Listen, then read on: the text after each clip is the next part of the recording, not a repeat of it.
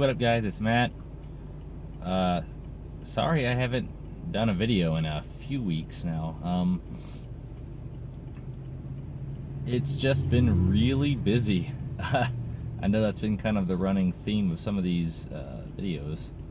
That's the primary topic for their delay, but yeah, it's the critical care rotation. Every single day I have something to do. And normally, like on Thursdays and Fridays, I get out of class fairly early.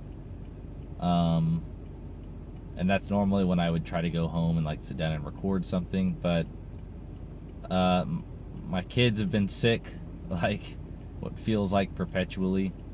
I was feeling under the weather. My wife's been under the weather.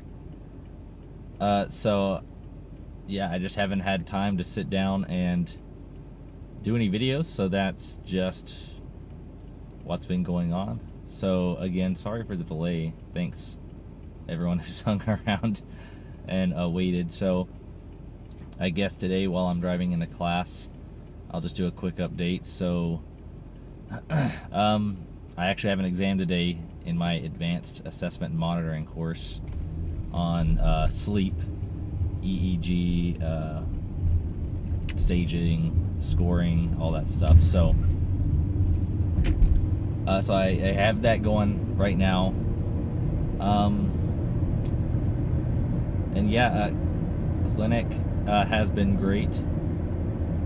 I've gotten to do a lot of really cool stuff, just especially in the last 2 weeks. A lot of full therapies on double lung patients. There's one patient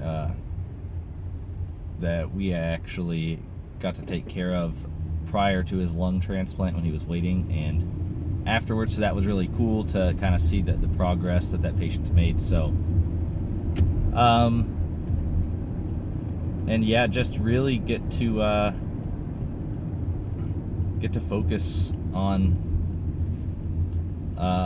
critical care. I mean, yeah, there's some days where, you know, you're just doing a bunch of vent checks, but, you know, like I was saying, don't ever take anything for granted. Don't ever, you know, undermine it.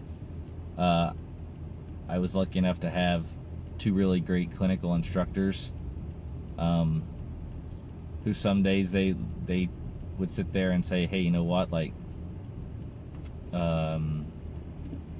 I don't want to do vent checks today. Like, you know, let's do something different today. Let's find something to do. And so one of the therapists is actually she primarily does bronchs. So one day when they were heavy on bronchs, she made sure she got us in, and we got to see a lot of really a couple of interesting bronchs. One was actually an emergent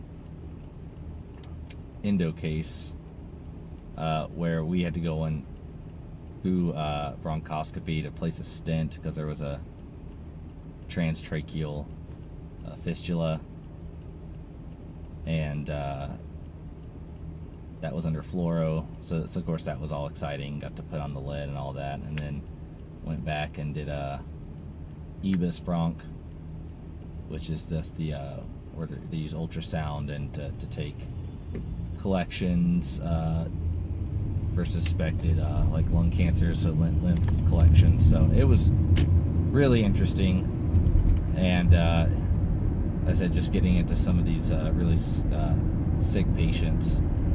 So I just did a care plan on a patient with bilateral pulmonary embolisms. So and a lot of other stuff going on, interesting history leading up to the diagnosis. So yeah, it's been really, really interesting.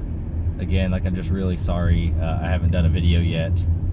I would have more detail, I guess, for you had it been more fresh in my mind. So the other cool, interesting things that we've done was we went back to one hospital, the one I was at over the summer, and we did like an official tour of their stress lab. Now, even though I had done both chemical and treadmill stress tests over the summer there, a lot of the people who hadn't been there had not seen it, so got to kind of go over it, talk about the different medicines. So their facility usually uses Persantine. For whatever reason, the pharmacy can't compound it or something's going on with it right now, so they've been using adenosine for the chemical stress test. So it was interesting to see the different pumps and different setups they use for the different drugs. So that was pretty cool.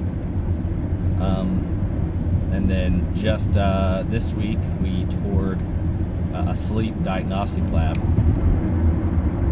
And so if you've never been interested or heard of sleep's really interesting.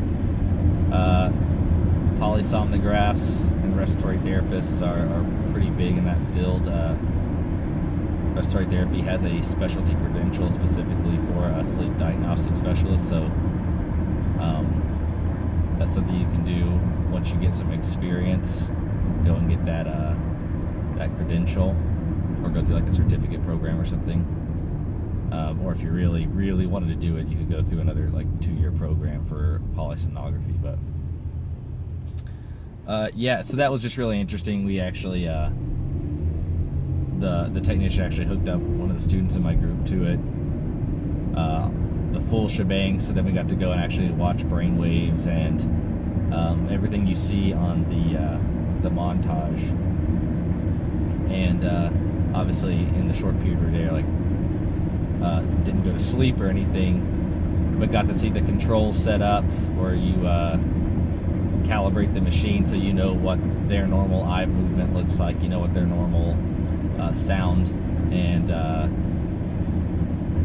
how the brain waves move, how the limb leads show different movements and stuff. It was really, really cool. So one other path to consider, I often see complaints about respiratory not having as many avenues as like nursing, and nursing's been around longer, so just more stuff for total patient engagement development. Respiratory, a lot of people just don't think about all the different things that respiratory therapists can actually do. So anyways, guys, I'm just gonna cut it off here because normally these car vlogs get really long, and this one's already at almost 8 minutes. So anyways, guys, again, big apology for the delay on getting a video up. Just been swamped. I'm not drowning necessarily in my schoolwork yet. Luckily, it's just a combination of things that have all happened at once, in terms of like family, kids being sick. So I'll continue to work to get kind of back on a more regularly scheduled video recording. So I do still have actually videos I've been wanting to make, and like I said, just haven't had time. So everybody take it easy, and I will talk to you guys soon.